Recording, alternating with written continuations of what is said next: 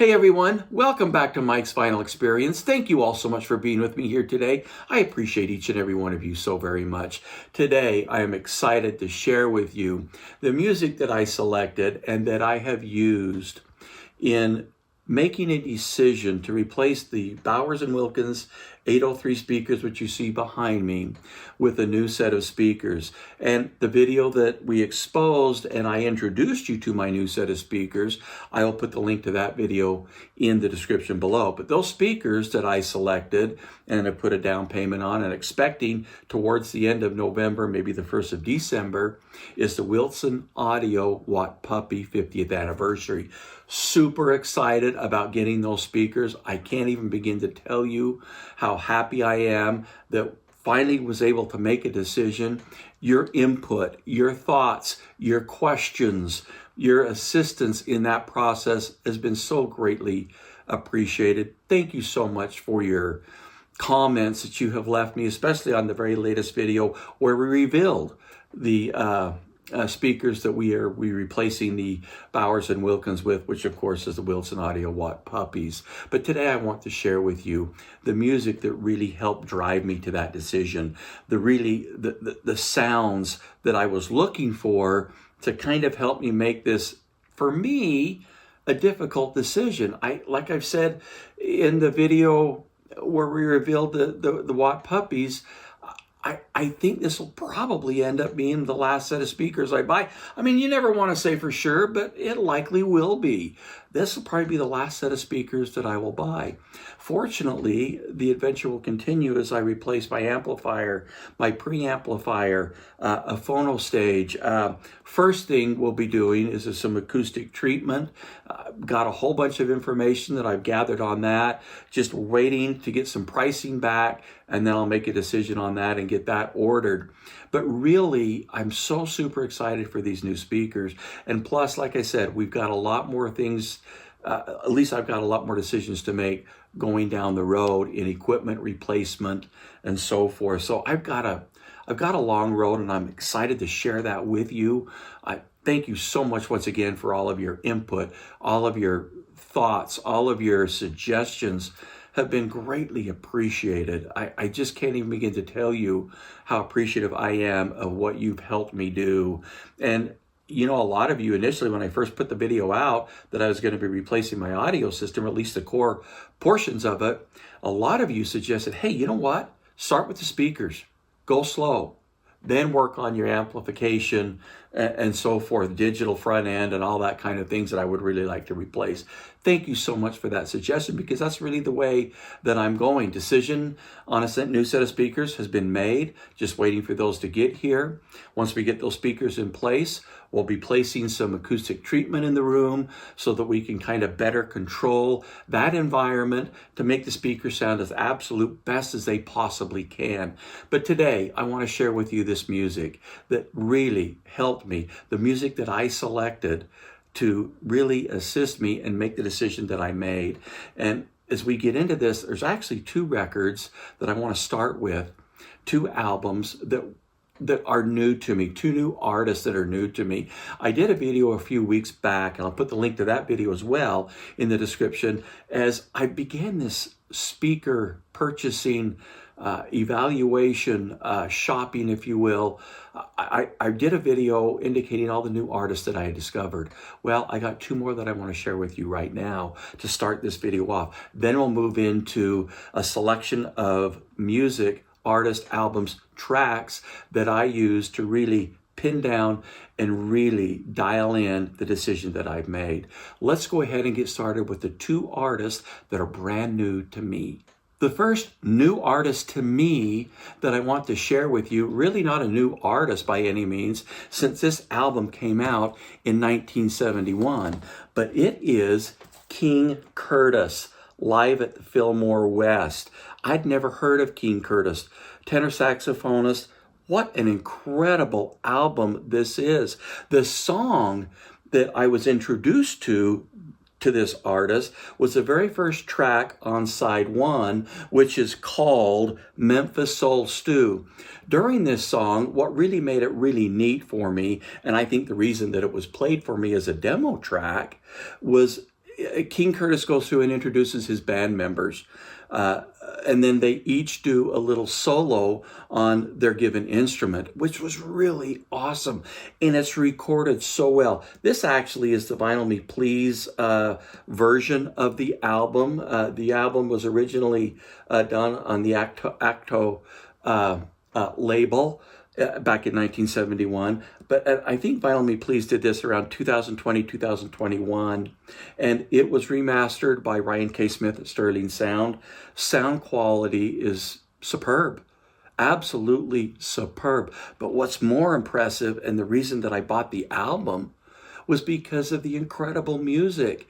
Memphis Stew, the song that introduced me to this artist, is simply stunning. You've got to really hear it. I mean, the instruments are recorded so very well, but the music is phenomenal. In fact, on the album, he does, King Curtis, they do a rendition of A Whiter Shade of Pale.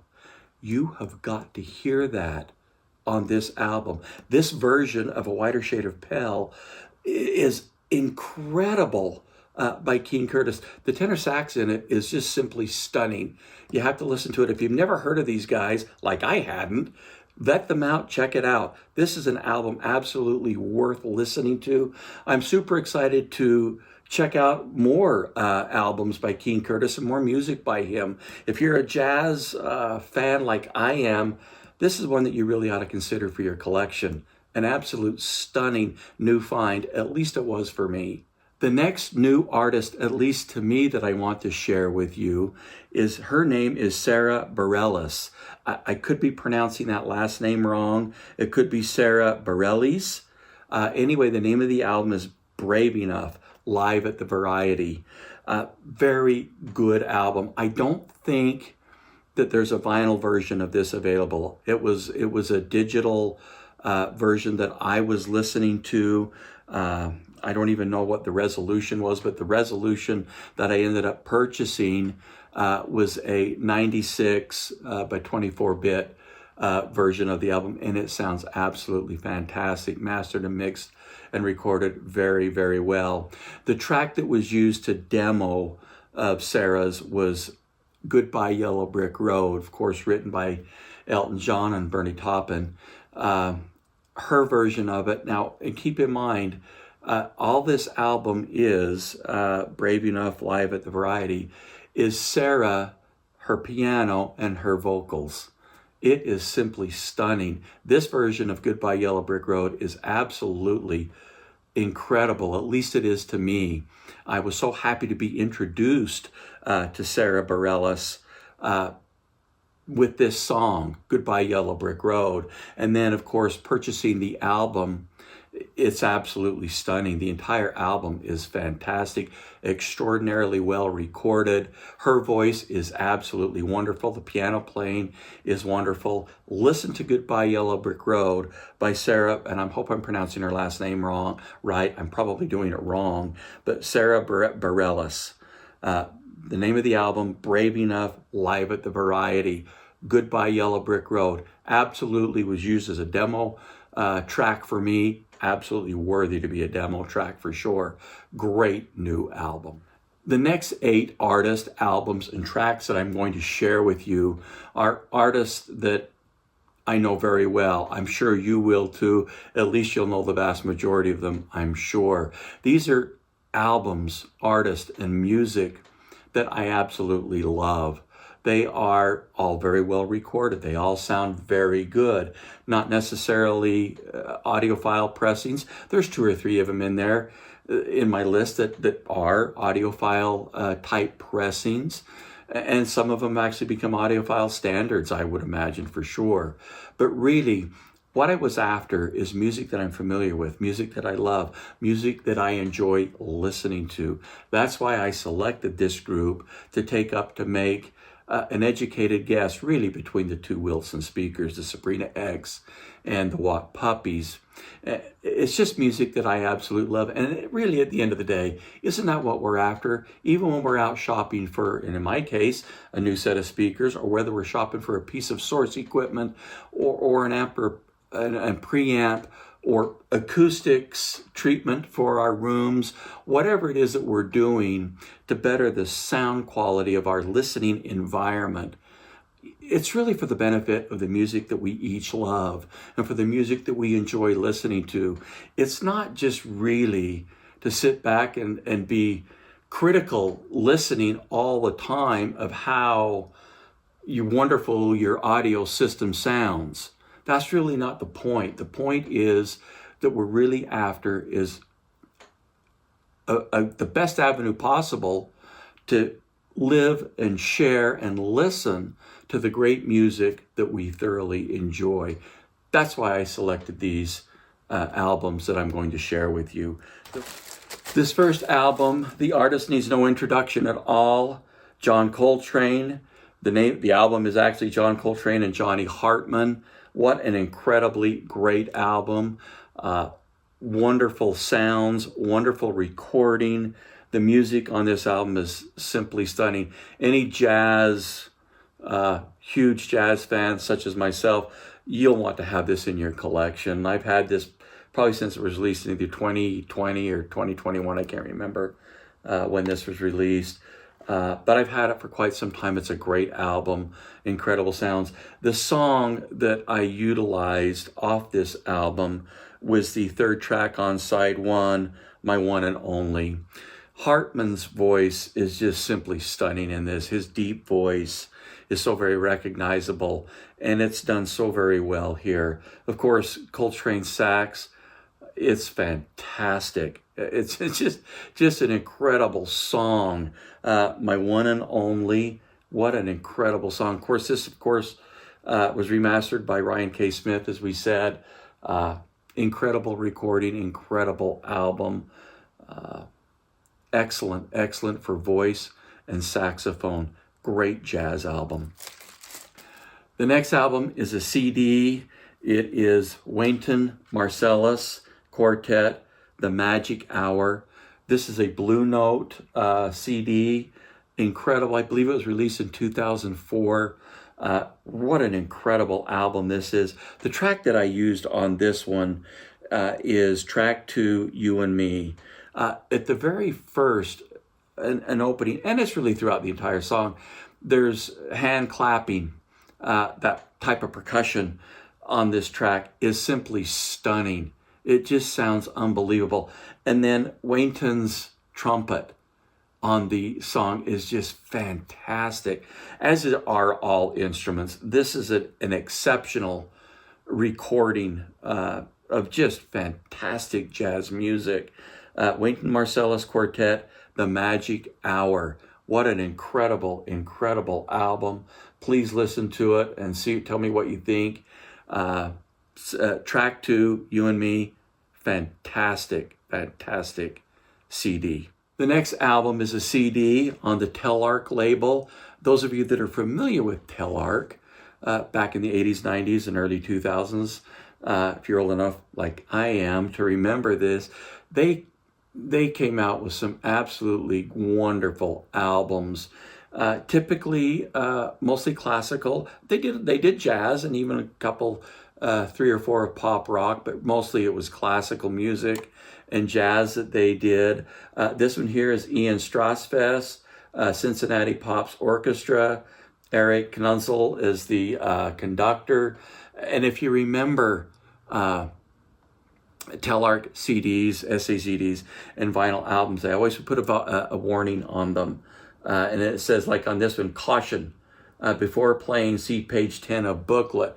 And in there it'll tell you about proper volume, because if you play it too loud, because there's really soft passages, in particular in classical music, you have a lot of soft passages. And boy, when they would come in with some of those digital sound effects, or even if it was large kettle drums, whatever it might be, holy cow, they would jump right out of you. In fact, even do speaker damage if you weren't too careful and had your volume too high. The song on this one that I used was the third track in, called Champagne Polka. And really the thing that I wanted to hear was there's some digital, it's just basically what it is popping corks like on a champagne bottle. And It sounds phenomenal. It just is. It's a great song. It's a great song to begin with, but the digital artifacts is really what I was after, just to see how the speakers handled it, how they sounded, and I wasn't disappointed in any of them. It's just a it's a great listen. Any of the Telarc CDs, I think, are really great listen, but this one in particular, Ian Straussfest, third song in Champagne Polka. Great track. The next album on my list is an SACD of Illinois Jacquet, Swings the Thing. This is an Analogue Productions version of the album. It was originally released on Verve, I believe in 1956, I believe is correct. George Marino was the one that did the remastering for Analogue Productions. This is a fantastic sounding album. The entire album is excellent. It sounds wonderful. The track that I used and that I paid particular attention to in listening was Harlem Nocturne. The reason is Illinois, his saxophone. Oh my gosh, it's absolutely stunning. Not to mention that the song is fantastic, and he's just got a group of fantastic musicians backing him up. Ray Brown's on there. I mean, it's just a fantastic album. But really, listen to Harlem Nocturne. What a great cut. Absolutely wonderful sounding sax. Very well recorded for an album done in 1956. Holy cow, you've got to listen to this. Illinois Jacquet, Swings the Thing. The next track I want to share with you is Fanfare for the Common Man. Now, this is done by the Minnesota Orchestra, and it was done on it was done by Reference Recordings. I took this album up because this is a complication of a whole bunch of different albums from a bunch of different labels. This is on the FIM Super Sounds 3 XRCD 24. The reason I took this version of the album up is because there's 2 or 3 other songs here on this album that I wanted to listen to. But the most one that I was most interested in is Fanfare for the Common Man. And the reason for that is, and everyone that's heard Fanfare for the Common Man, it's a classical song, is just the kettle drums in here. And so really what I was after in listening to this great song was I was really interested in how the bottom end of each of these speakers was going to sound. And realistically, they both were fantastic. The Watt Puppies actually go a little bit deeper in the bottom end than the Sabrina X's. And so that was really quite apparent and quite obvious. But it wasn't necessarily just the bottom end heft and weight that I was looking at. I was really looking at how the speakers articulated the sound of the kettle drum. Not just in the deep bass that they produced, because they both did a great job there, but really in decay and how quickly it was removed. And I get it. Amplification, especially on the bottom end, is going to be huge in how a speaker reproduces bottom end sounds. I understand that. I get that. And it really, from amplifier to amplifier, can be from minor to pretty significant differences on the bottom end. The amplifier that I listened to both speakers on was the Mitchie, and it provided plenty of power and oomph for both of these speakers to reproduce this incredible song very well. But really, like I say, it wasn't just necessarily, how deep. I mean, both these speakers can pretty much pressurize a room with their bottom end.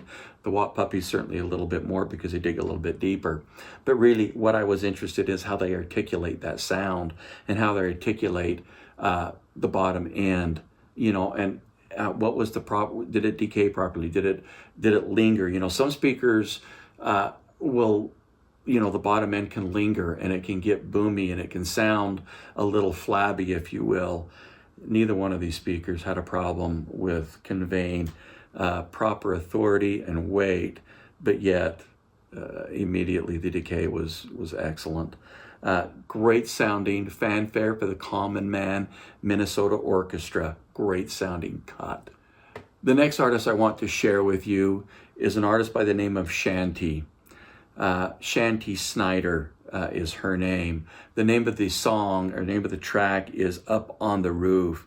It's a DSD 256 file. The version that I have is a DSD 128 version of this song. There's not an album. It's just this one song. It was recorded. The only thing that I could really find out about this song, and I've had it for quite some time, I purchased it off Native DSD's website quite some time ago. But it was the track was recorded at an event in Japan for an audience for about 60 people from the recording industry, and they were just talking about the high-res DSD approach to recording, and that's where this song came from. This song sounds absolutely fantastic and phenomenal. All it is Shanti's voice, her vocals, and of course a piano. And I tell you what, if you're not familiar with Shanti, or you're not familiar with this song, jump on and vet it out. I don't know if it's available on Spotify or Apple Music or any of those. It might be on Tidal, Qobuz, something like that. I do know that you can still get it from Native DSD, but it's an incredible track. It's an incredible, awesome song. Her version of Up on the Roof is simply stunning. Great sound, wonderful, wonderful music. The next track I want to share with you is it's a digital track as well.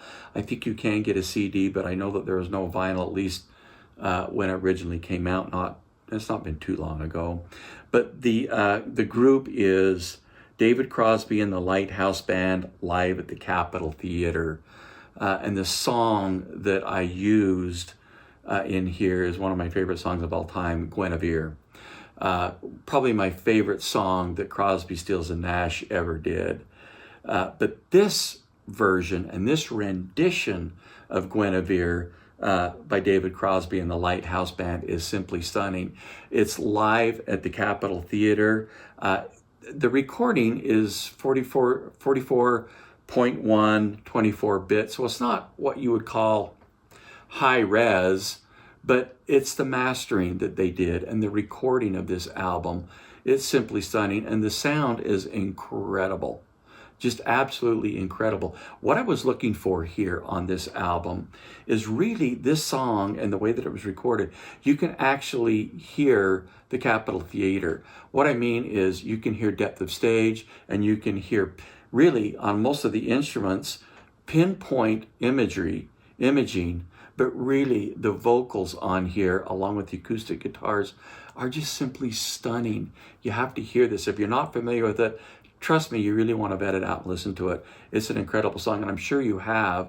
Anyone familiar with Guinevere, which most everybody would be, has probably heard this version of it. I think it's simply stunning. David Crosby and the Lighthouse Group, wow, an incredible recording of really an incredible song. I absolutely love Guinevere, and this version of it is simply stunning. The last album that I have on my list is an album from 1972, and this album really, in particular, one song on here, maybe two, was really the deciding factor in going with the Watt Puppies, and that is Elton John's 1972 release of Madman Across the Water. This is the original pressing from 72, I believe it was 72. The first track on side one, Tiny Dancer, one of my all-time favorite songs, as well as Levon's is a fantastic song, as is the entire album. But on Tiny Dancer, the thing that really caught my ear in listening to this through the Wilson audio speakers was the backing vocals, in particular on the chorus of Tiny Dancer. I just never heard it presented with the texture and the layering and the depth of stage that it did through the Watt Puppies and the Sabrinas. And really it was that depth of stage that really kind of made me pick the Wilson Watt Puppies, because I just can't even begin to tell you the mid-range on these speakers and what it does. I just, it's really hard for me to get a grip on and put into words what it is doing, but it is just simply stunning. And especially on Tiny Dancer, backing vocals, all instruments sound fantastic on it. It's incredible. The second song on, Leave On, which is my favorite Elton John song of all time, is absolutely fantastic as well. I've really never heard the drums as so precise and so clear and so rendered so well.